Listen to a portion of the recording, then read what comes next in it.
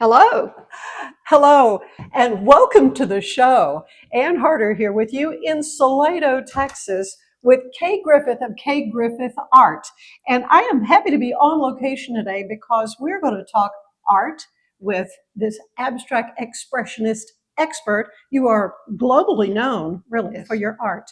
But here in this beautiful home, there are 18 works of art that you've created, and we're going to look at some of these. Yes, and they're part of the staging for this house is on the market with Sotheby's.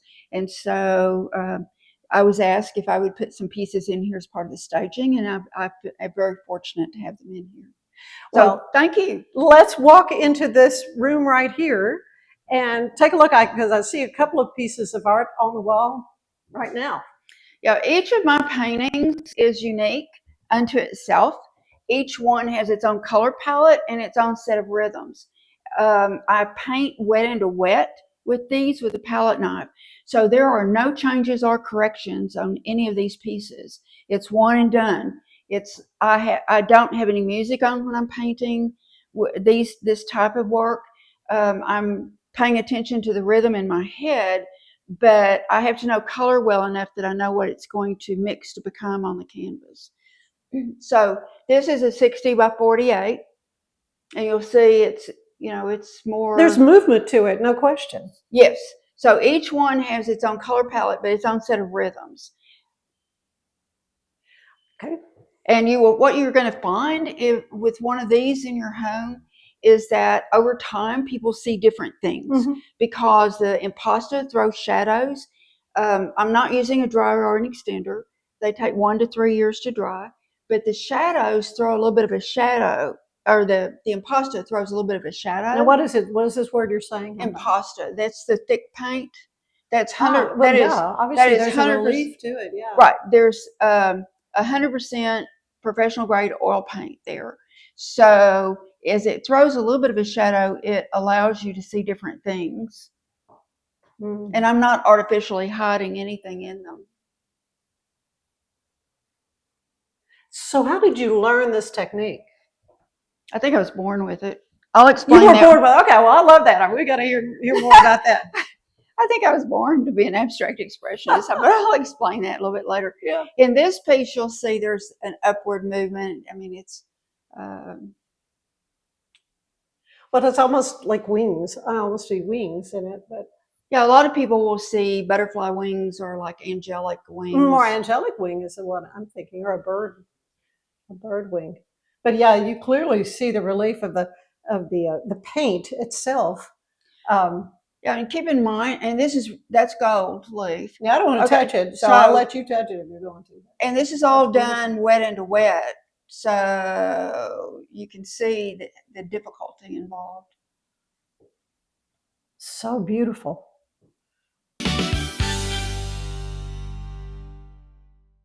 This is the Sonos Arc Ultra, and this is what you need to know about it. It represents one of the easiest ways to get into high quality home cinema without loads of cables and faffing around. And that's because the Arc Ultra provides full Dolby Atmos without any rear speakers thanks to its sound motion technology. And Sonos is actually calling sound motion one of the most significant breakthroughs in audio engineering in nearly 100 years. It's an amazing setup, it sounds absolutely fantastic. I love the absence of fat. If you're a Sonos person, there's a reason you're watching this video.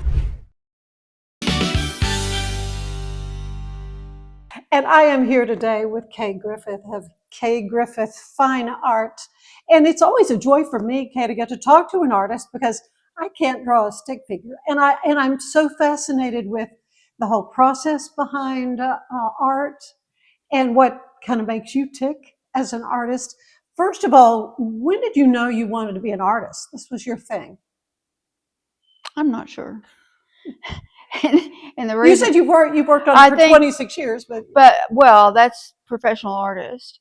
But when did I know? I always knew that at some point I would paint. I think I was born to be an abstract expressionist because honestly, when I was a little girl, I didn't like drawing with a pencil, and it was not the shape of anything that captivated me. It was the experience of all the colors and the natural rhythms and the light play. So I grew up outside of Abilene, spent lots of time outside, So even the almost phosphorescent mesquite leaves, as they first came out up against a cobalt blue sky, they'd twinkle and sparkle up against that cobalt sky. Well, always captivated me. Anything that experience of that convergence. So I always knew at some point I would do it. So I've been painting professionally since '96, and I started showing internationally in 2012. And you certainly have had amazing success on the international stage. I mean, from Florence, Italy to Tokyo. I mean, you really all over the world. Your art has been seen. And so, how do you get to be at that level of an artist? Was there like a big break that happened at like an actress or something has their big break or whatever? As an abstract expressionist, I knew how to paint realism, but I've never even had a workshop on how to do the abstracts. I did what I naturally do. So the truth is literally one day, an elderly gentleman walked in the gallery and was spent a lot of time with one of my abstracts. Came Just back looking at it. Yes. Yeah. And he said, did not give me his name, did not give me any information. He just said, I'd like to look at this piece. He had stopped in Salado for lunch and just happened into the gallery. It was very serendipitous though. So a few weeks later he came back and wanted to visit with me, and it turns out that he'd had a 60-year career as an art conservator and art appraiser. He had just gotten through redoing a Jackson Pollock and, et cetera, et cetera, et cetera. So he gave me his honest assessment of my work and suggested that my work needed to be in other markets besides Salado.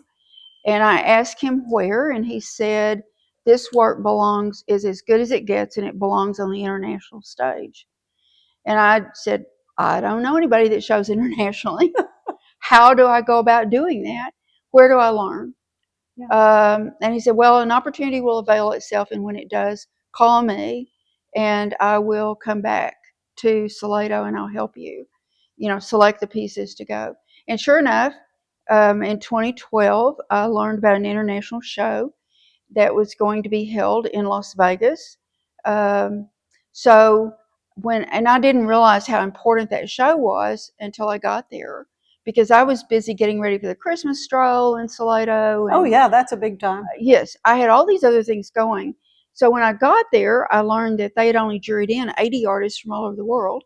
And so there were 79 artists there present who had incredible credentials nationally and internationally. And I was the deer in the headlights. The unknown. So, I was there just like a sponge, absorbing things and asking questions and researching and how about this and that. And I just was full of questions. Yeah. And over the years, there have been many people who are really experts in their aspect of art who generously shared of their knowledge. But anyway, there was an art critic there from New York City who introduced my work to somebody in New York City, who in turn asked me to submit work to be juried into a show.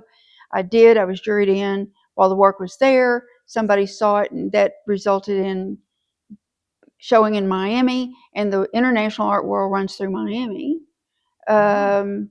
as well as New York and London and Paris. I wouldn't have guessed that. Well, and I was juried into a special show during Basel, which is one of the largest, most expensive art shows in the world. Anyway, so actually a lot happened from there. I was invited to join a group. Well, it snowballs. It sounds like once they begin to be familiar with your work. It went meteor. It was like a meteor. Yeah. And part of the reason for that, I think, was because they were seeing my work in person. It's very difficult to photograph it. But you kind of have to do that in order to be juried, right? Yes, you do. You don't send a piece of art. But like I was invited I was one of, I don't know, 26 or 29 artists to show at the Independent Artists Association of France during Art in Capital, which is a huge deal. And when I got there, the curator told me that if he had only seen the photographs, he didn't know if I would have been invited. But he had seen my work in Miami. Mm-hmm. And so he trusted what he had seen. Yeah. And so that's how that transpired. So anyway, it snowballed. It was like a meteor. My work just went, and I was holding on by the skin of my fingernails because the artists have to pay all of their own shipping and their own travel expenses and so forth. So you had some expense. A lot of expense. And of course, traveling internationally, suddenly, oh wow, I've got to go to Barcelona.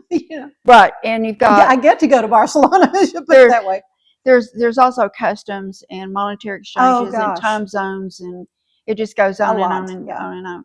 Yes, a lot. So sometimes do you send your art to a showing, an exhibition, and you don't get to go? A lot of them I don't go. Really? At this level, there's a lot of the shows the artist does not have to be there. They want them to be there. Most of the artists have sponsors. I do not.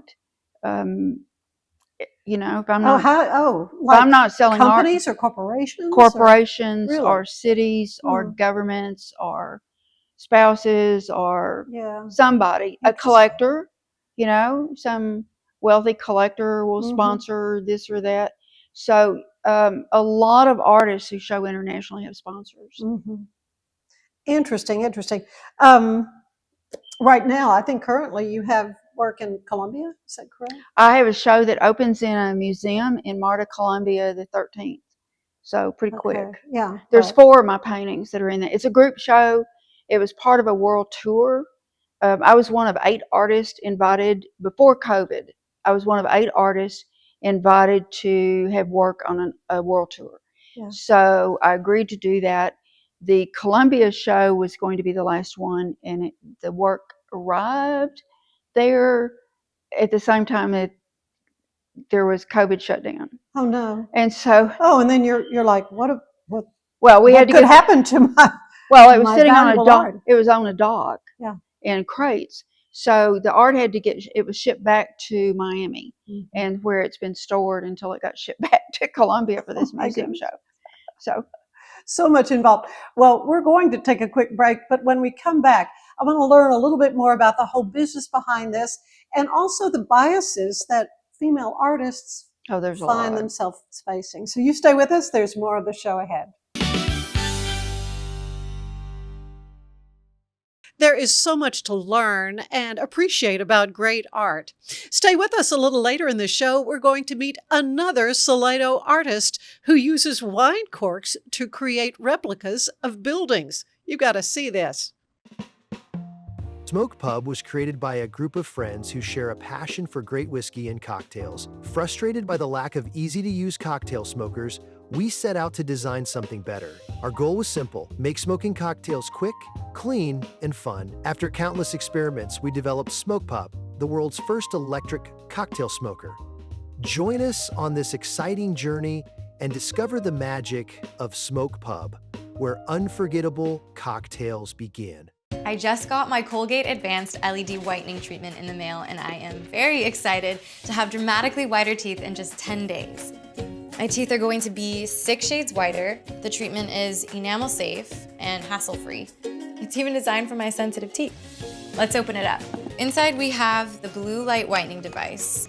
It's a charger for after each treatment as well. There's a full 10-day supply, and it looks easy to apply. Order yours today at shop.colgate.com. So, Kay, tell me about this piece here. It's just a fun piece. It is fun. It's just fun and kind of like a celebration, being outside. Of course, the green makes me think of being outside, certainly, as you say, and green spaces and flowers and just the brightness that you incorporate into these works. Yeah, I mean, I would like to know what you see or what you experience in front of the painting. Wow. And the more I look, keep in mind things I see. And there's no right or wrong to it. Well, sure. Oh, and there would be if I named it. So they all have code numbers. So I'm not telling you what to think or feel. There's no right or wrong. So Yeah. Just experience whatever you see today, or however you experience it. Yeah. Well, again, I'm outside. I have to see hummingbird. I mean, those are the kinds of things that that your strokes kind of evoke to me as I look at this piece. But the colors, are just so vibrant and beautiful. Perfect on this wall. I see why they wanted to stage this beautiful home with your artwork. And now we're on the landing, and what a beautiful one we have here. The yellows and the blues. Yeah. Tell me what you were thinking. That was, it's what I was thinking at the time I painted it is I told you, it's superfluous. It's just, when I look at it now, it's just a happy painting. It's happy. It is definitely. And I think that when people purchase art, first of all, I don't think you buy a home, you buy a structure and you create a home. Family is most important. The second is the art, to create the ambiance. So you decide how you want to feel when you walk in to a room. And this painting, just for me, when I look at it, is just a happy painting. So it would create a sense of happy. Mm-hmm. Yeah, lighthearted, joy. I mean, all those words come to mind. Yes. So I'm immediately drawn to this, though. I love these colors, the overall turquoise and the coolness of that, with, again, these vibrant pops of yellow and red orange. I just love this. Love this. Thank you. So this is more evocative of like a garden. Mm-hmm, oh, for sure. Summer. Yes, definitely, for sure. So how long does it take to paint a work like this? Just at least 26 years practice, and then how long it takes to put the paint on the canvas. Okay. Some go really, really fast, and some are very slow, because remember, I can't make any changes. If I get interrupted, it's difficult to get back into the same rhythm and the same mood of the painting and the same integrity of it. So you need to really just keep going once you start. Yes, on a large painting, I typically will work 18-hour days and sleep for a while and then go back at it, because I need to keep the same rhythm, the same emotion to it. The color palette, I have to know color so well I don't think about that. I'm thinking about the rhythms and what I'm saying with it, and the choreography of it, and that sort of thing. So this one didn't take terribly long, probably a couple of days. But again, there's lots of hours per day. Sure. It's beautiful. It's beautiful. So, Kay, we are in a bathroom in a wet space. Is it okay to hang art in a wet space? Well, watercolors art's going to be susceptible to anything that the substrate is susceptible to. So, like watercolors are susceptible on paper. Anything on paper is susceptible to whatever paper is susceptible to. Mm-hmm. Oil paint, you can go to museums and see oil paintings that were done 500 years ago, and they're still okay. So the big deal is you need airflow, so that it gets, and you don't want anything closing off the back so that it doesn't get mold or anything like that. Okay. So some frame shops will put something on the back, and that's usually just to protect it until it gets to its final location. Don't ever have something on the back, like paper or something. Do not do that on oil paint, because it allows mildew and mold and so forth on the back, and then that could go through the canvas. Yes. Oh my goodness, I never knew that before. Prints are susceptible to, whatever the substrate is susceptible to, then that's what you have to be careful with. But oil paint is the most durable. Mm-hmm.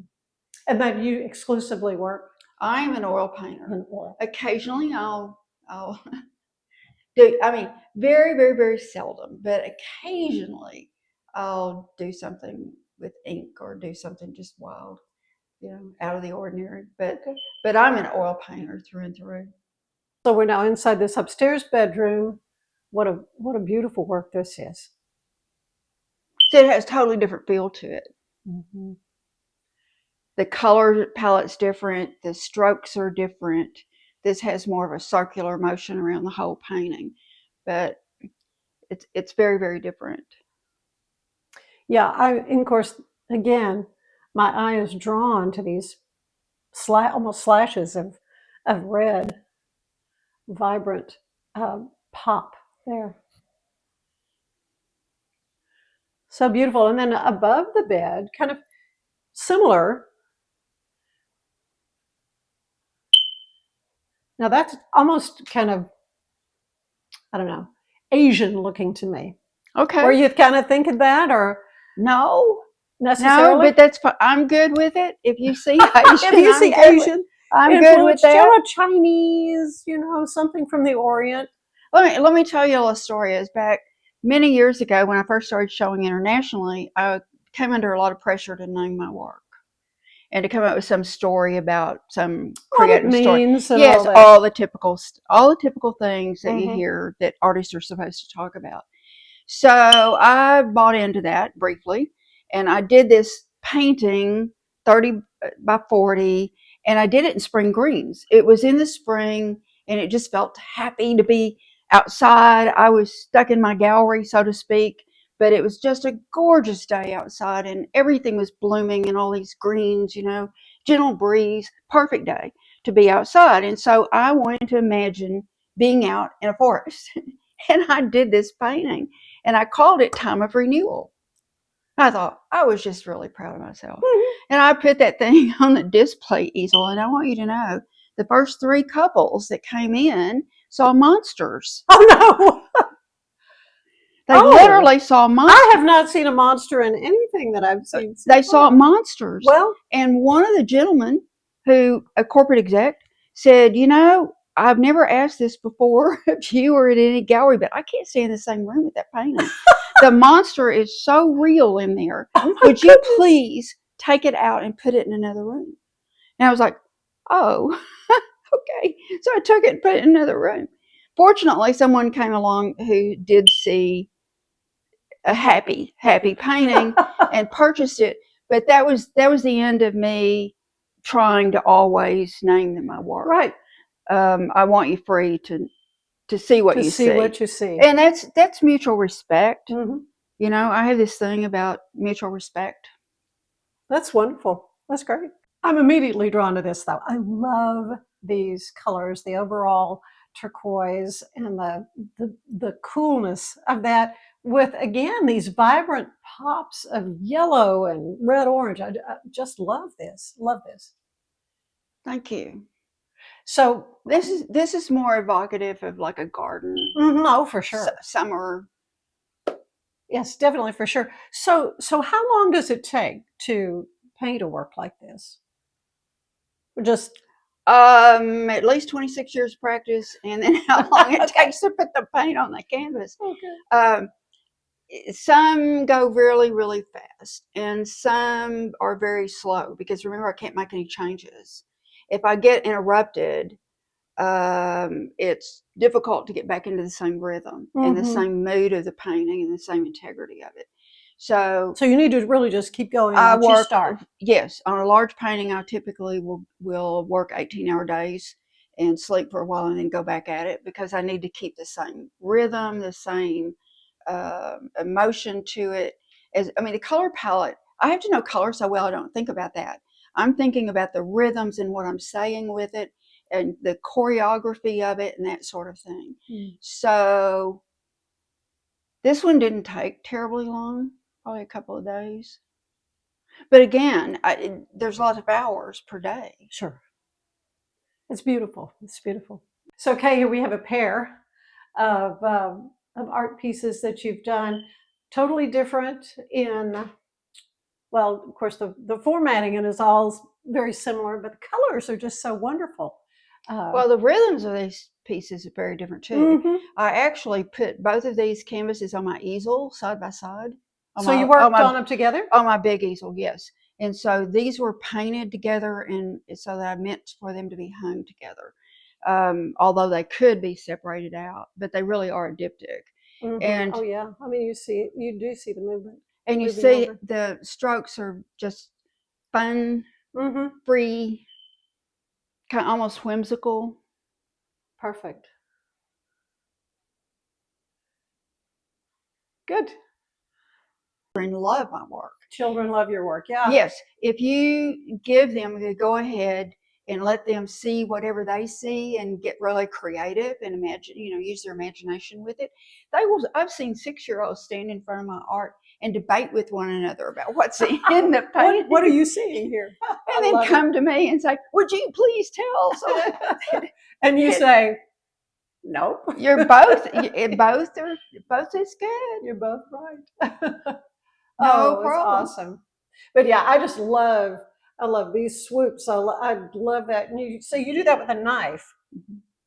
A brush never touches my abstract expressionism except to sign it, and then later to put a coat of varnish on it. But it is 100% palette knife. And like I said, no changes or corrections, but 100% palette knife. Okay. Tell me about this work here. We're in an upstairs bedroom. Well, I chose it to go in this bedroom because the realtor had a black and white comforter on the bed initially, and this matched. I went with the idea of matching with that. Yeah, well, color coordinating. And right. You want to consider that when you're buying art as well, right? Right.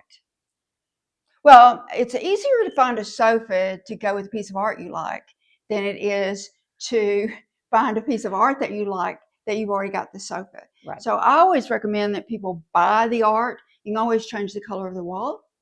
So buy the art that you love and then decorate around it. Yeah. Okay, you want to know what I'm seeing? What do you see? This is fun. I'm seeing a rooster.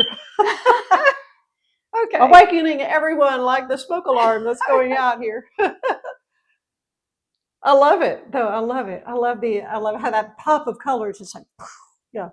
I had an art critic from New York City one time ask me how I decided where to put a little pop of color, which I sometimes do. I said, because that's what needed to be there. Yeah, why did you put it there? Well, it needed to be there. That was my answer. I love it. So here's another piece.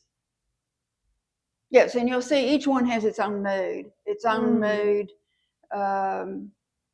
own rhythms, its own color palette. How do you decide on the size you're going to paint?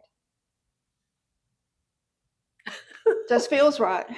Okay. Sometimes it's because I'm going to be shipping to a show.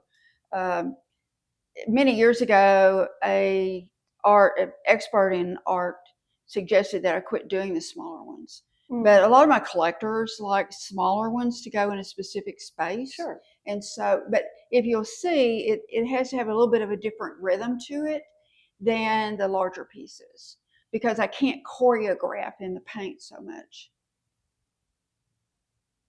Sure. But still, the movement is there. There's some movement, but in the larger pieces, I'm sometimes choreographing in the paint or like creating a musical piece or something. Okay, see, it's very different. Yeah, very different. Though, of course, that color just so vibrant and beautiful. So, what were you thinking? What were you feeling? Because you tell me the whole genre of art that you're doing has a lot to do with your emotion and your feelings. It has to do with my emotional experience of something, but that's very private. So from my standpoint, I respect you, the viewer, and your right to have your own experience with the art. So I don't typically even name my abstract expressionist pieces because I don't want to direct you in terms of what you should see or not see or what you should feel when you're in front of my painting. So, and a lot of abstract expressionists do try to direct people, it's more of an activist kind of thing. Mine, if anything, is mutual respect. So I had my experience with it when I was painting it. Thereafter, I am superfluous to your experience. And so it's all about you, the viewer, and your experience with the art. Amazing.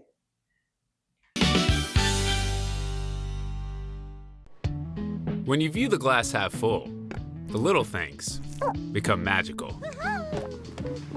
Like kicking back and sharing laughs, spread good vibes, and they'll come back. Celebrate what you love with what you wear, even if what you love is kind of weird.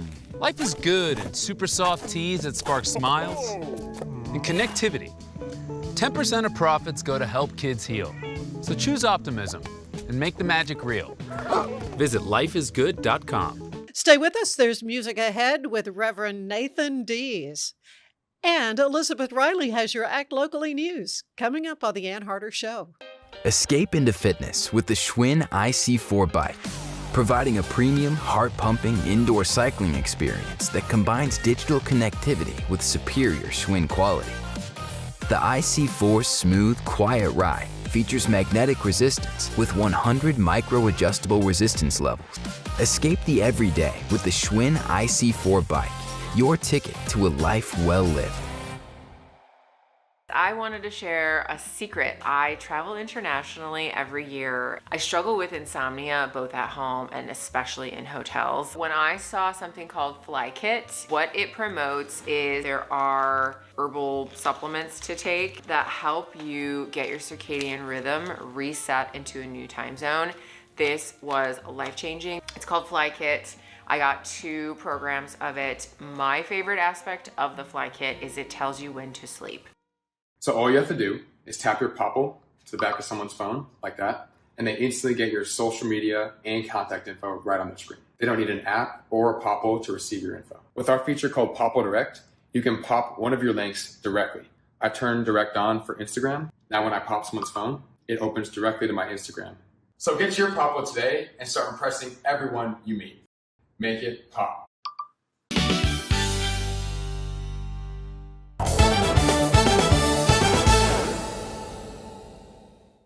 Waco Civic Theater's performance of To Kill a Mockingbird is showing September 4th. There will be a benefit performance on September 5th in which Waco Civic is joining with Greater Waco Legal Services for an evening of theater that explores the impact of justice on stage. With shows through the 14th, there's plenty of time to get in and get your tickets to this phenomenal story. On August 26th, the Cooper House is hosting a nonprofit network social hour from 4:30 to 6 p.m. Come join other nonprofit professionals for light snacks, refreshments, and networking. On August 28th through August 31st, Waco Parks and Rec is hosting lifeguard certification and recertification courses. If you can pass the swim skills test, you're eligible to enroll. You can find more information on their website.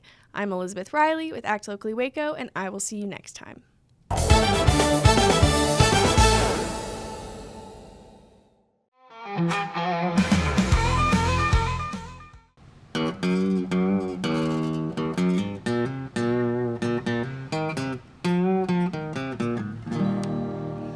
So many rules in our society, things that you can't do even though you're free.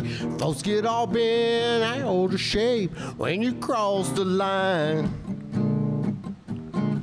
Well, I paid my dues, I got the right to choose. So if I want to smoke some weed or drink some booze, you better take a number and just get in line.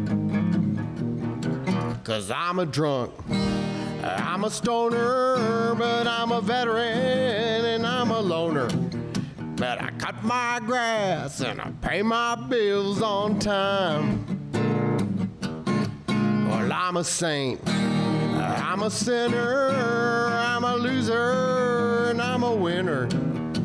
You live your life and I'll live mine.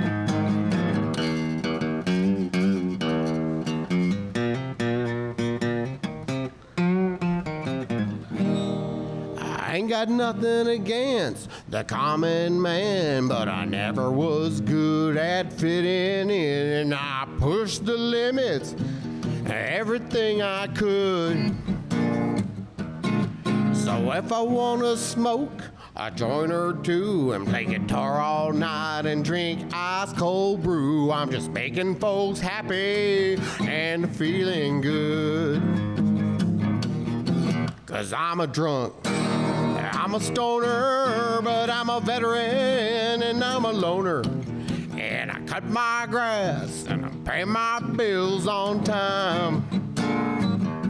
Well, I'm a saint, I'm a sinner, I'm a loser, and I'm a winner.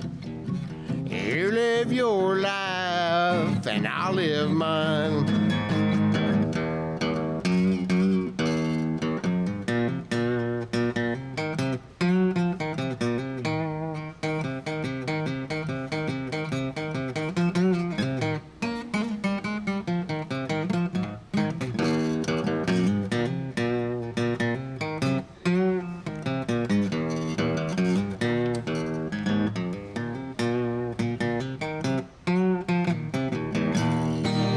'Cause I'm a drunk, I'm a stoner, but I'm a veteran and I'm a loner. And I cut my grass and I pay my bills on time. 'Cause I'm a saint, I'm a sinner, I'm a loser, and I'm a winner. You live your life and I'll live mine. 'Cause I'm a drunk, I'm a stoner, but I'm a veteran and I'm a loner. And I cut my grass and pay my bills on time. Well, I'm a saint, I'm a sinner, I'm a loser, and I'm a winner. You live your life and I'll live mine.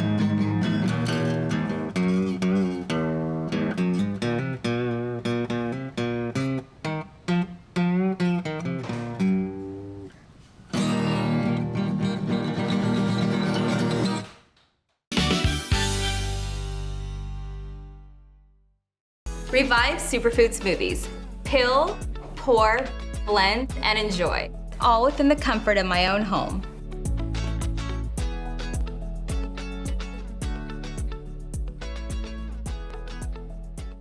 Revive Superfood Smoothies. Peel, blend, and enjoy. Fast and easy, and I'm out the door.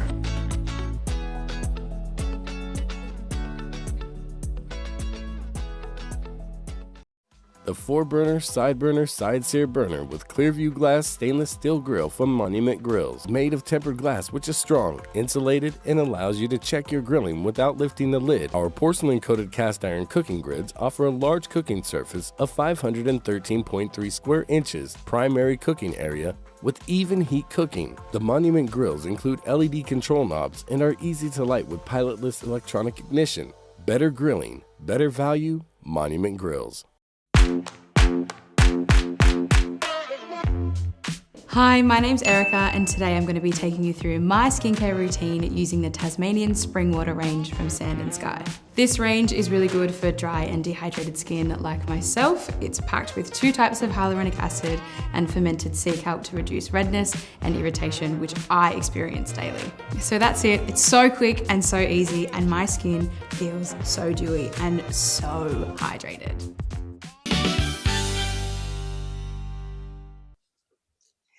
And welcome back. I'm with Kay Griffith of Kay Griffith Fine Art, an internationally recognized artist. You specialize in abstract expressionism. Abstract expressionism, and I'm learning all these terms. Let's talk a little bit more in depth about that. So, how does that differ from, say, what Monet did? That's abstract impressionism. Is that correct? Well, he did a lot of impressionism and abstract impressionism. And then there's pointillism, right? Where you have the little tiny points, right? Yeah. So you can go everywhere from seeing a scene and want to replicate every detail and create the illusion of 3-dimensional space on a flat surface. A photograph. Then, yes, and so then that's realism, and whether or not you're doing it with little dots like pointillism or with tight brushes, that is that's realism. And then you can, if you just want the impression of it, then you loosen up a little bit with the strokes and you don't put all the detail in there. And keep in mind, I did not go to an art institute. So this is just my personal thing here in terms of definitions. I do not claim any authority from any institution. Sounds like you could patent it if you wanted to. From any institution. So the Monet's water lilies are probably the most well-known abstract impressionism, because up close, if you go to a museum and you see them in person, up close they're very abstract. If you back up from them, you see it comes in focus. Yes. So that is abstract impressionism. I paint the experience of something minus the objects. So each of mine has its own color palette, its own set of rhythms, its own mood, its own light play, and color combination, obviously, all those things. And I try to maintain all of that for a given painting. So no two are ever alike. Yeah. But in my abstract impression or expressionism is different than most of what you see. there are a lot of artists who will be throwing paint, dripping paint. You hear about that. Yeah, I see. You hear a lot about that. Mm-hmm. In terms of elephants painting with their trunk. Right. For contemporary. So there's a lot of people who will spin art, or they'll throw paint, drip paint, do whatever, and call it abstract expressionism. Mine is not that. I am deliberately putting the paint where it needs to go. I can't make any changes or corrections. Most abstract expressionism is done with acrylic. Mine is all professional grade oil paint. So I'm painting wet into wet. Sometimes I'm mixing on the canvas. Sometimes I'm laying it in hard enough to stick, but not hard enough to blend. I'm not blending, so the colors don't blend. But it's all very deliberately placed. And there's a rhythm in my head, and I'm working a color palette and a rhythm in my head. Sometimes I'm choreographing the paint. Sometimes it's more like, various things depending on the paint. Occasionally I'll paint something that's inspired by something else. You know, what's going on, or somebody's mood.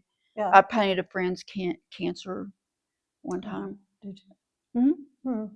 Now you say you don't have music on. Not when I'm painting abstract because expressionism. You say then you would begin to reflect the music as opposed to what you're hearing in your head, emotion. I can listen to music if I'm painting a realistic painting. Okay. If I'm painting abstract expressionism, no music, because I'm listening to the rhythm in my head. If I have music on, I'll find myself painting to the rhythm of the music, and that has to do with the stroke in which the paint is applied is the rhythm. And so I okay. I mean, have your method. I do have one painting that is if it's painted to a rhythm. I had one little painting that I did a long time ago that's Rhapsody in Blue. And I made sure I had Rhapsody in Blue. Yeah, hearing it right now in my head. Yeah. Yes, and so I played it over and over on a loop while I was painting the painting. So, but by and large, no, I don't want music on because I'm listening to the rhythm in my head. Well, we talked about women artists and the kind of challenges that they face, which I never really thought about that being a thing, but apparently it is. So tell me what kinds of challenges you have faced as a female artist or have heard of. Well, first of all, it depends on at what level you're painting, because you can have a career where you're selling locally, and people love your art, they collect your art. Right, and so that you can do it. Most artists develop their career in concentric circles, and they go out and they do shows they can stay at home and eat at home and visit with friends, and it's just live their life. Right, their life. And so and I don't have a problem with that. That's a fun thing to do, and they make a little bit of money and they enjoy the art, and so be it. What I find once you get to a certain point, then there are a lot of challenges. And you found yourself at that point in 2012. Art, you just what happened was way up a notch. For several years, I always said I will go wherever my art takes me. So doors opened, they availed themselves, and I had to walk through it. So I put the art out there. The art was well received, won all kinds of things. So I just followed the art where the art took me. Yeah. I mean, that's what happened. And then in 2017, I was told that that I was in the creme de la creme internationally, but one of the problems I had was that a lot of people didn't know who I was at the international level because I was not traveling to all the shows. So that becomes a challenge in terms of paying for all the travel expenses and shipping and so forth, etc. So there's a lot of international business issues that you don't have to deal with if you're showing locally. Okay, so for women, along the way, I've learned, I'm no longer a neophyte in this world, is that I've read, I have not verified it, but I've read and heard in some speeches that less than 3% of the art currently in museums is by female artists. So, that's stunning. Yeah, why is that? So I started thinking about that. Why is it? Is it that women's art's inferior? Is it that they don't put it out there? Why is it? I I was baffled, and I still to some degree am baffled by it. I really don't have an answer for that. Um, but the women's art at auction or at the level I am historically brings a lot less money than their male counterpart. So, like, if you have a gadget or a gadget that you're selling, you can say, well, I'm not going to sell it to you unless I get I get parity, I get the same amount of money as this person over here, kind of thing, or in some kind of service thing. In art, it's a little bit different because somebody has to like it and be willing to pay. So yeah, how do you go about pricing? Well, it's not by the square inch, I can tell you that. Or by the amount of time you spend on a given no, work? it's not. A lot of artists, beginning artists, will do it by the square inch, and there's a lot of professional artists who do that. I did not know that. I thought you were just making a joke. No. There is an art conservator / appraiser that I worked with for a number of years, and I'd approached a gallery one time, and the gallery owner hung up the phone, and she said, there's no way that your art would be that inexpensive and have the accolades on this resume you sent me. And I was like, oh, wake up call. And so I called this person, and he said, what are you selling them for? And I told him, and he said, oh, not enough. That's a fraction of what it should be. Oh, wow. So, so I raised my prices commensurate with where he said they needed to be. But there's challenges with whatever you do with that. Yeah. But I'm telling you, the male artist with the same resume will command a higher price for a similar painting. Why that is, I am not sure.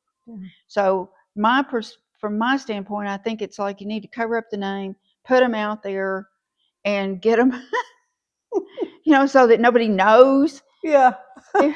That's nobody knows if I'm the one that painted it or somebody else painted it. Yeah. I don't have an answer for that, Ann. I really don't. Read a quote, I think you may have shared it on your Instagram page, that works of art are windows to worlds that only the soul can see. That was a quote that I had read. I did not originate Ella that. Fontenot's Yes, she is who was credited with saying that. She is an art critic and researches artists a lot. And she is the one who said that. And that has to do with abstract expressionism, because abstract expressionism historically addresses something that touches people deep within them, even if they don't know what it is. They are touched, they're moved. There are people who stood in front of some of my paintings who started crying. Some people have started laughing, joking, just enjoying it. But it runs the gamut in terms of the emotional response. And there's no rhyme or reason as to what it is that triggers that. It's something about the painting that goes beyond the paint that's on that canvas, and it touches people deep within them. And that's why I put that quote, because it really is true, is that in some way, I have my experience with it when I'm putting it on the canvas, but I've seen that over the years, is that people standing in front of an abstract expressionist painting oftentimes will connect with it in a way that they don't even fully understand. Just at a very deep level. Yes. So in that way, sometimes I don't try to analyze that, except that there is some deep understanding of humanity deep within human beings that is very difficult to analyze. It's kind of like saying we're spiritual beings that live in a physical body. You're aware of that, but how do you prove it? Yeah. And so it's a similar kind of thing, I think. It is fascinating. It's always so educational for me to talk to artists and hear about their creative process and what they go through, and something like this high level of art exhibition that you've been blessed with, I mean, truly, in your career as an artist. Of course, Salado is where you've been. It's home base. That is home base for you, and it is such an enclave of artists. Yes. Salado is unique, wouldn't you say? Or is it just my bias? I love Salado. Salado is unique. Yeah. The location is not going anywhere. And I serve on the Cultural Arts District Board, and I would tell you that anything that's ever needed water who came through this area stopped off at Salado Creek. Yeah. And for respite, cool water. Of course, the Chisholm Trail goes right through there, so yeah. Well, and the stage stop and anything that needed water stopped there. Yeah. So human beings would stop and they would bring their musical instruments, whether or not it was a harmonica or a guitar, fiddle, or whatever. Yes, or sing. They would tell their stories. They would write, sit under a tree and listening to Salado Creek babble along. Watch the deer or the hawk above. It has always been a place of that sort of respite for humanity, and it still serves that in a large capacity. But artists along the way, whether or not it's vocalists or painters or sculptors or potters, jewelry makers, novelists, we have novelists who live here. So it has been a gathering place for creative people. And a lot of times people are not aware of that fully because everybody's kind of doing their own thing. But it really is a gathering place for all these creatives. And the purpose of the Cultural Arts District is to promote that of all the art. Now, you no longer have a brick and mortar art gallery? That's correct. So how do people find your art? They can go online. They can email me. I will send them photographs. I'll be happy to meet them. Do you do commission work for people?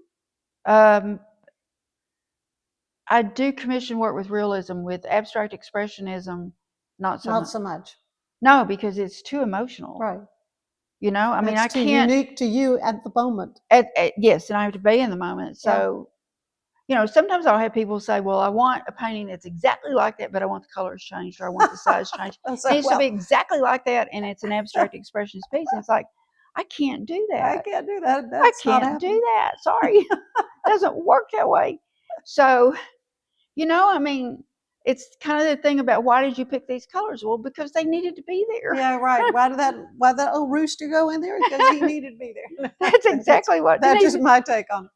Oh, well, it has been so much fun to walk around with you and see your art and to get to visit with you and know you better. Thank you. It's a pleasure to be here. I appreciate you taking the time. Stay with us. There's more of the show ahead.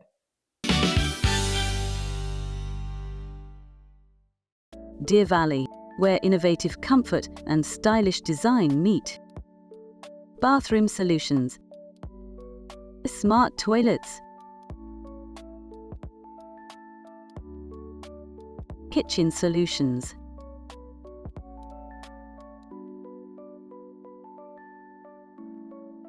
Deer Valley. Stylish living, savvy savings. We've brought the show on the road, and I am in my happy place. That would be Salado, Texas. Salado is quite the enclave for artists. And I have a famous artist here with me, Becky Conles. And Becky, you just do amazing, remarkable work. We're surrounded by your cork, you call it cork art, cork art, right? Well, how did you get involved in doing these beautiful buildings? Well, it started with actually COVID. Really? Yeah. So that recent, you've started building this. Yeah. It started with COVID. I was bored like everybody else. And I thought, well, what can I do just to pass some time? So I started with wine corks, and I thought I'll make a birdhouse. And I made a couple birdhouses, and then it just kind of graduated. I thought, I'll do real houses. Well, and they are. And so as you see behind us, this is Main Street in Salado, the Barton House. Of course, I come to Salado. I love Salado. this is a dream now that you're living in my dream location. So how long have you been in Salado, you and your husband, Jack? The end of 2018. Okay, so not that long, really. Yeah. Where did you move from? Highland Village, up north of the DFW airport. Okay, all right. Welcome. Thank you. Welcome to Central Texas and to Salado. And so you got bored during COVID, decided to start. Had you built, intricate models like this? Let's talk about this one first. What the is Nature this Company? Yeah, let me see. Let's see. I started doing the insides of some of them, you've too. even like a dollhouse. You've decorated like a dollhouse. Yeah, that's beautiful. So the first one you said you did some birdhouses, and the first house you did was what? Well, the first house I did, actually, it's not here. I did a Beau's Barn. And then actually the first house, I take it back. The first house I built was for my granddaughter. Oh. I built her a dollhouse, but it was a big dollhouse. Really? Yeah. So do you find a pattern? I mean, how do you design your architectural? I mean, how do you do this? I'm just fascinated. Sometimes I don't know. I start out I figure out what I'm going to build. When I first started building these, I would use like boxes from the craft store and kind of puzzle them together. And then I actually got like a little workshop with a bandsaw and everything. So now what I do is I figure out what I'm building, and I'll build, cut the wood to the shape that I want, and I don't measure. Well, you're an artist. Well, I mean, really. Who knew? Who knew? But the roof of that particular building, it looks like tin, like a metal roof. Yeah, it's not. It's. But you painted it to make it. I painted it, and then one trick I learned to get the rust on there is you put glue and then you put cinnamon. Oh. Or nutmeg or something like that to get the actual kind of look. That tinge of age to it. Beautiful. And okay, so then next to that, we'll just kind of work our way down. Okay. That is McCain's. McCain's. And we're on, is that on Main Street too? Yeah. I'm trying to picture where that is in my mind. Let me see. I don't know, but Lynette, owned McCain's. Okay. So yeah, it's been around a long time. And so this is cork. I mean, but it looks for the world like Austin stone. It looks like stone. How did you figure out how to do that, and where do you get the corks? Well, the cork, I cut them. They're all individually cut. Okay. And I use a Cutco knife. And then I have graduated up. I have a really cute little table saw now that, that helps a lot, but I still have to do a lot of cutting. And as far as the corks, I have friends and family that all of a sudden they show up on my doorstep with a bag of corks. Yes, I can bring you a few. But the fact that they're kind of shaded, there's like differences in the colors, which I guess is just natural part of cork. I use different corks. It depends on the building. Like Barton House, I tried to use a lot of the lighter color corks. Thank you so much, Becky Conles, for allowing us into your home. Thanks for being with us. Join me tomorrow when we meet the brand new executive director at Meals on Wheels Waco. You have a great day.